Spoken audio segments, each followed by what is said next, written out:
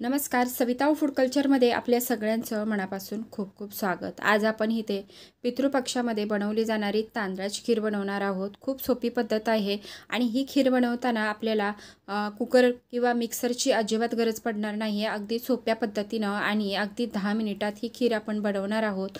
अगदी मस्त दाणेदार आणि रबडीदार अशी खीर तयार होते। खूप सोपी पद्धत आहे। तर अशी ही खीर बनवायची आहे, त्याच्याकरता तुम्हाला व्हिडिओ शेवटपर्यंत पाहायचा आहे आणि खीर अतिशय मधुर आणि सुवासिक अशी तयार होते। करण्याची पद्धत अतिशय सोपी आहे। तर चला मग आपण व्हिडिओला सुरुवात करूया।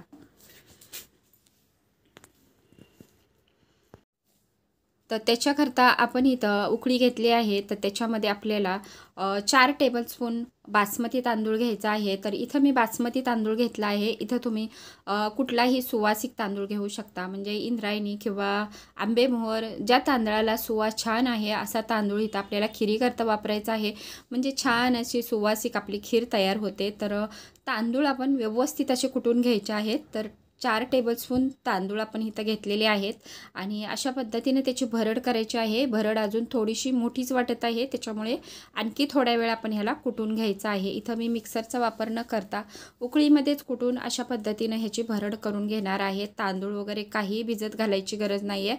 तर अशा पद्धतीने आपण ही ते तांदळाची भरड बनवून घ्यायची आहे आणि नंतर आपण ही आता काढून घेऊया। तर ही खीर करायला खूपच सोपी आहे, अगदी 10 मिनिटात होते आणि चवीला अप्रतिम लागते। त्याच्यामुळे ही पद्धत मला खूप आवडली आणि तीच तुमच्याबरोबर शेअर करावी म्हणून खास करून हा व्हिडिओ मी आज टाकलेला आहे। तर त्याच्याकरता आपल्याला आता थोडे ड्रायफ्रूट पण लागणार आहेत, बदाम, चारोळी, किशमिश आणि खोबरं। तर आवडीप्रमाणे तुम्ही इथं ड्रायफ्रूट घेऊ शकता।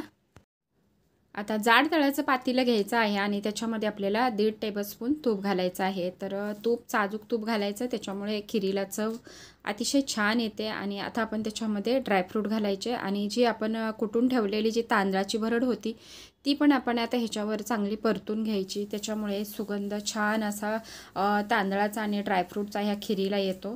तर अगदी 1 ते 1.5 मिनिट आपण ह्याला परतून घ्यायचं आहे। अगदी ब्राऊन कलर येईल इतपत आपल्याला परतायचं नाही आहे, बस थोडासा सुगंध येऊ लागला की आपण ह्याच्यामध्ये गरम करून थोडंसं कोमट केलेलं दूध घालायचं आहे। तर 4 टेबलस्पून आपण इथे बासमती तांदूळ घेतले होते, तर त्याच्याकरता 1 लिटर दूध घ्यायचं आहे। तर इथं घट्ट असं म्हशीचं दूध घेतलेलं आहे। दूध घट्ट घेतलं तर आपल्याला दुधाला जास्त आटवावं लागणार नाही आहे। खीर अगदी पटकन अशी घट्ट होऊ लागते आणि हे प्रमाण अगदी योग्य आहे, म्हणजे खीर अगदी थंड झाली तरी अगदी घट्ट होत नाही आहे, तशीच्या तशी राहते।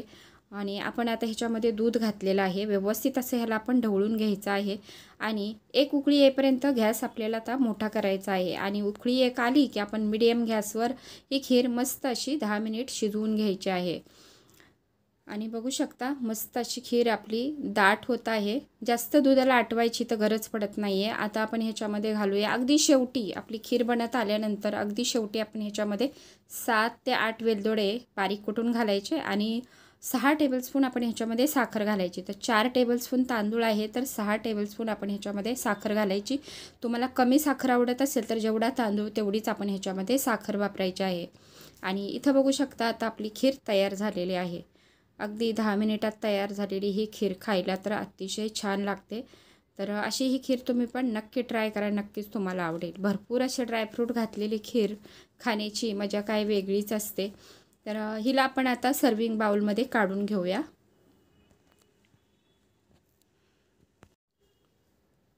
आणि बघू शकता खिरीचा रंग, टेक्स्चर अगदी अप्रतिम आहे, त्याचबरोबर खिरीचा सुगंध अगदी घरभर दरवळत आहे।